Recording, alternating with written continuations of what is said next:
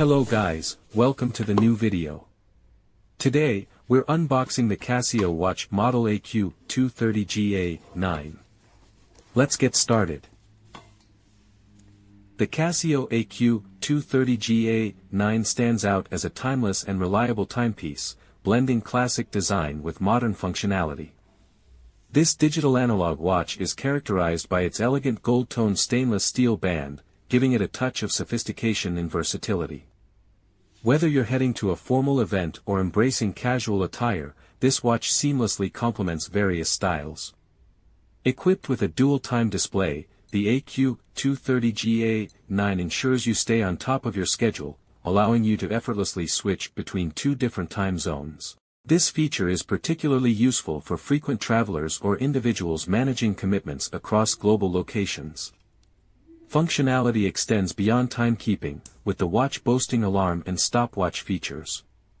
The alarm provides a practical reminder for important events or deadlines, while the stopwatch function enhances its utility for activities such as sports or fitness routines.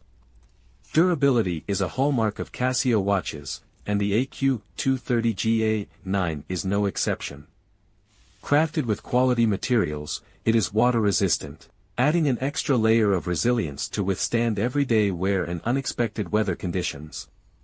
This durability, coupled with Casio's reputation for reliability, makes the AQ-230GA-9 a long-lasting companion.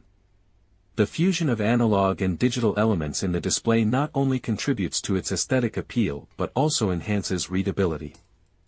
The clear and well-organized display ensures that you can effortlessly check the time, date, and other functions at a glance. In conclusion, the Casio AQ-230GA-9 is more than just a timekeeping accessory, it's a statement of style, functionality, and durability. Whether you're an avid traveler, a fitness enthusiast, or someone who appreciates a touch of elegance in everyday accessories, this watch is designed to meet diverse needs while standing the test of time.